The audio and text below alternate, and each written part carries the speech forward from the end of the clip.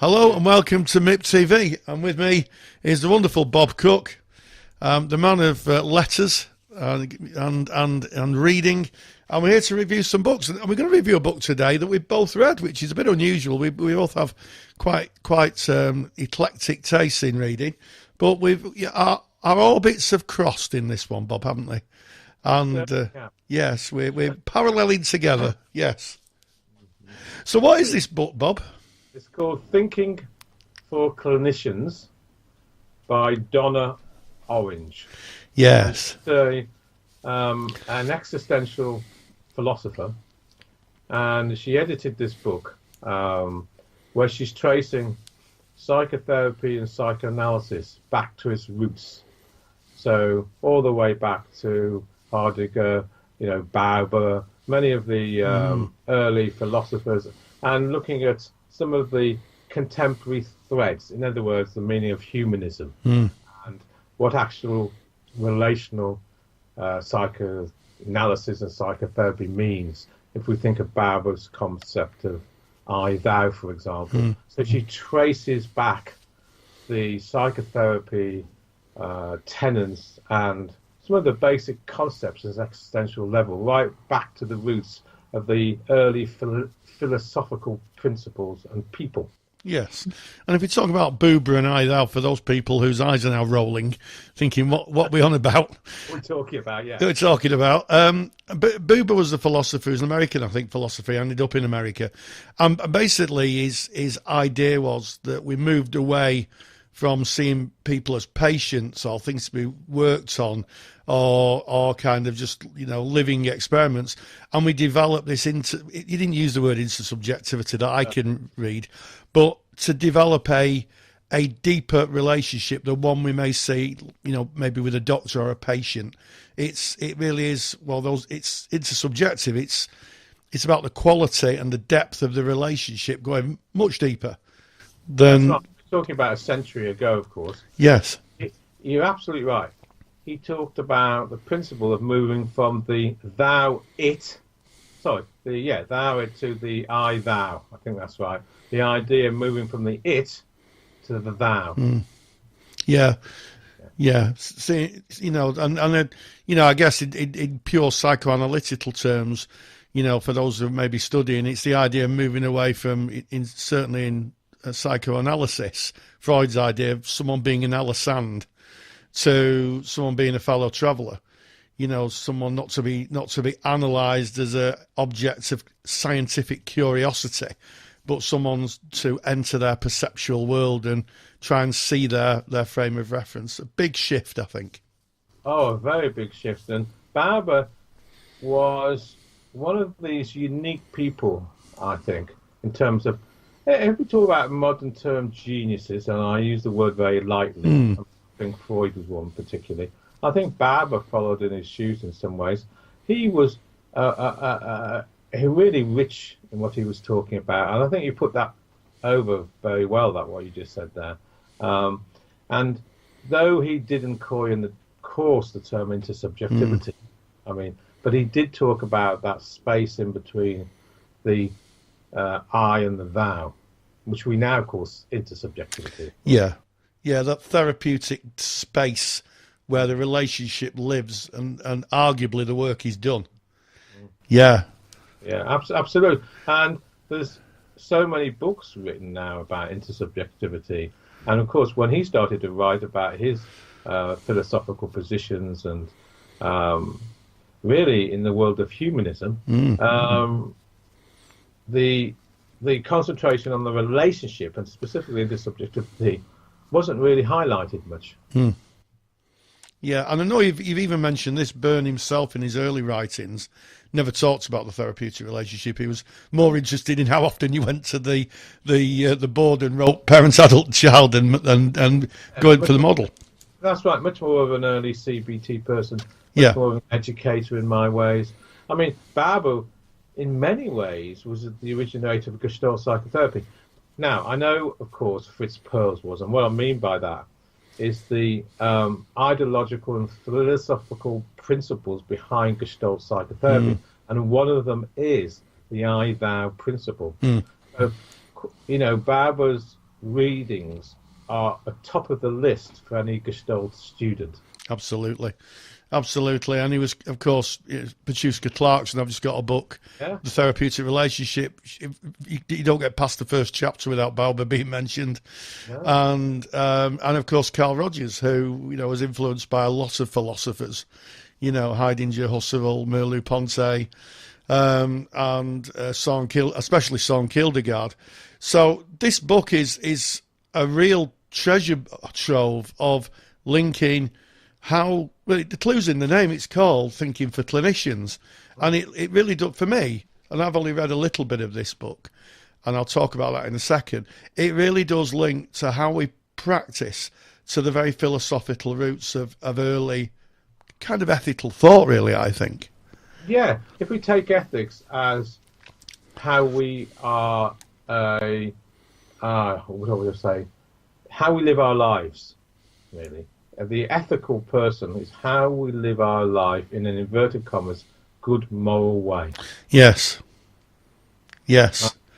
And I know we could talk about what's good and what's moral for ages, but I like the idea of an ethical practitioner really paving the way in terms of following the high practice, the good practice, the following that road. So you're right, and you were naming those people off there. So you've obviously read some of this book, because a lot of those people you just talked about have chapters in this book. Yes. So tell me a little bit about what intrigued you, because off air you told me it was a fantastic book. So I know you've only read a little bit about it, but what really intrigued you about the book? Well, I have kind of intellectual obsessions with theories. Yeah, and one person that I'm really trying to get to grips with is Maurice Merleau-Ponty. And for those of you who don't know Maurice Merleau-Ponty, he's a French philosopher. He was in the same group of friends as people like Sartre and de Beauvoir, of course, who wrote The Second Sex, a groundbreaking feminist book. And he taught a different form of phenomenology. And it was him, from my understanding, I've actually got his book on phenomenology, and it's a long read. If you don't sit and read that if you want just 10 minutes. That's the whole day for me to get through a couple of pages. You really have to go away and read it and come back and go, well, did he mean this or did he mean that? What do you think the essence was that he was? Because there's a chapter by him in this book. Right. Well, it's strange you should say that, because I've got it open at this page, and he talks about communion. My view is, and I'm not a philosophy student, I'm just a guy who reads the odd book and turns up, is that Merleau-Ponty's view of phenomenology was that it was a visceral experience, it was a felt sense, and it covered us. It was everything about us. Yeah, it was the embodied experience. That's it. Whereas Heidegger and Husserl, Heidegger, from what I read, was a bit of a blood and soil sort of person. It was about where you were in the world and identity. And Merleau-Ponty was very much about it being an embodied experience. And one of the things that really struck me, and I only got it when I read this, was the difference. Merleau-Ponty had a view on phenomenology, that children have a different phenomenology than adults. Yes, and I could never get to it. And by reading this, I worked out it was just the basics of it are very basic, is that children don't have an idea of other people's phenomenology. We think I think he calls it a communion where everybody's together. Whereas we get to adults, we realise that everybody has their own opinions. And I think that's really interesting and really relevant in an online world, because, we're seeing more and more people not being able to separate themselves off from the online world. And I know Kath Nibbs, my friend Kath Nibbs, is doing some fantastic research, former students of yours, I believe, on cyber-related issues. It comes up in my practice room so much, and as a supervisor so much. So I'm really stuck on that, and I have to admit I've been rereading that chapter and over again. I've just got really hooked up in it. What was your favourite bit of the book, Bob?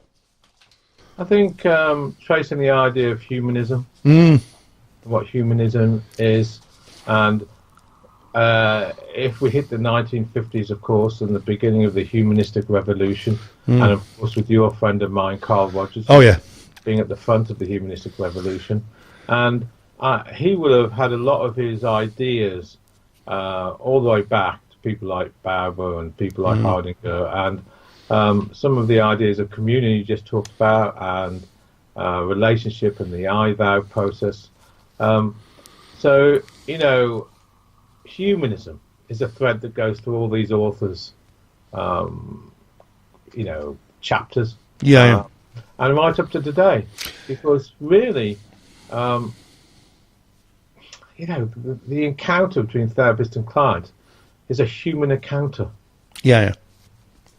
And sometimes when I read a lot of these psychotherapy books, and I've reviewed a lot, especially some of the psychoanalytical books, I think they forget the human encounter. Yeah. This is very much not. This isn't kind of based in any theory.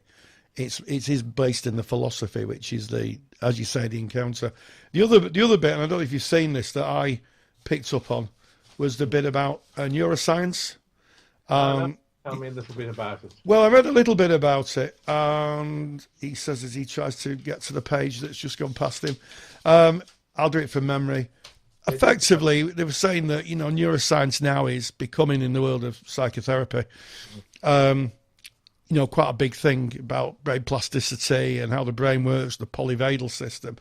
Yes. And, you know, she talks about that in a human perspective, Yes, as opposed to a biological perspective. And one of the things that has separated us from the medical model, in my view, is that the medical model is very much on the nuts and bolts of how people work, as opposed to the experience of it.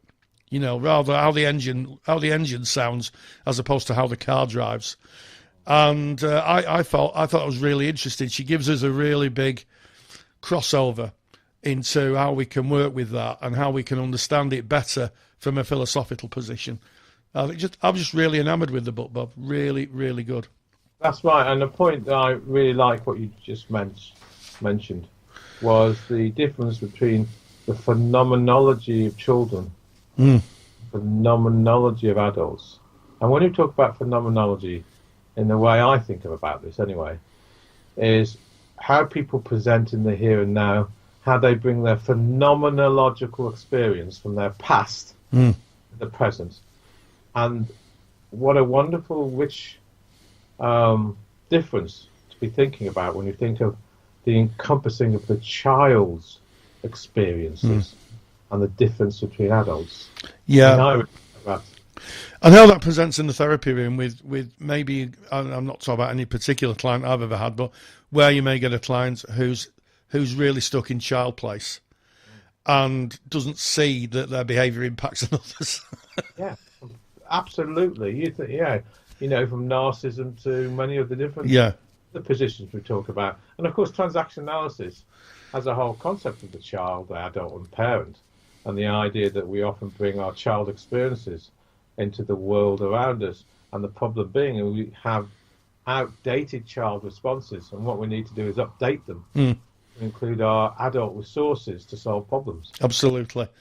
Yeah, it's just, honestly, the minute I opened it to just picking it off the shelf here, I've had my nose in it, and you know, I'm just opening a piece now about Kantian philosophy and the categorical imperative, and you know, that feeds into the ethical framework, any ethical framework we have in counselling psychotherapy, you know, as well as a kind of universal idea that we assert truth, you know, and I think that's really useful.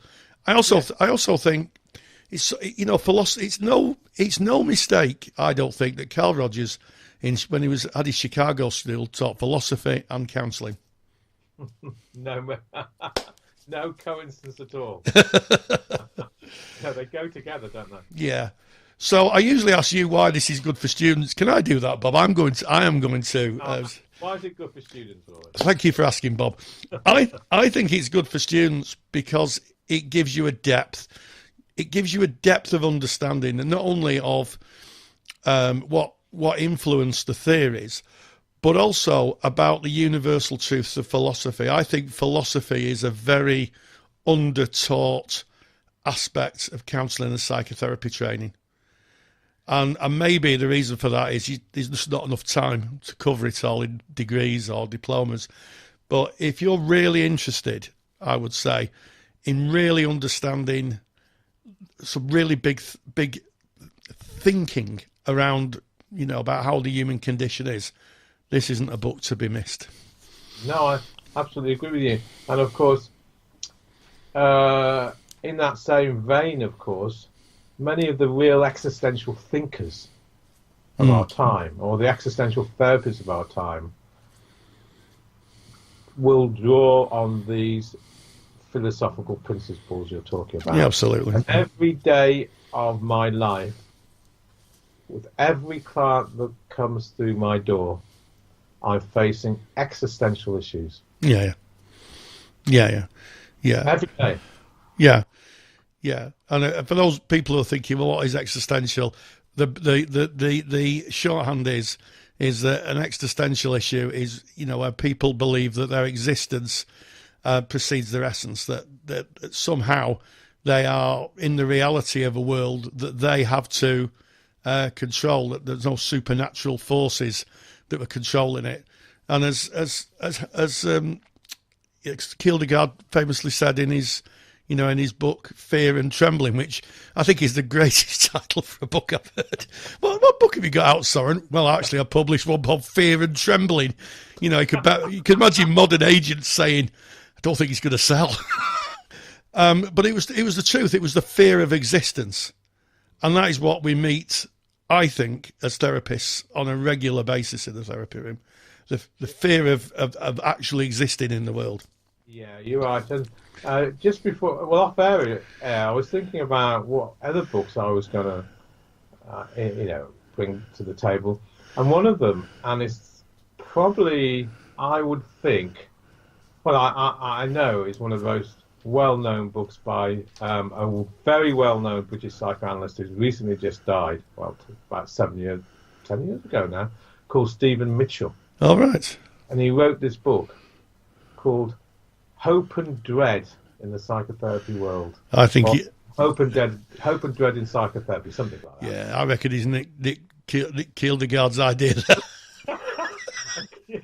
Don't sue me if you're watching this and you're the writer. Don't sue me.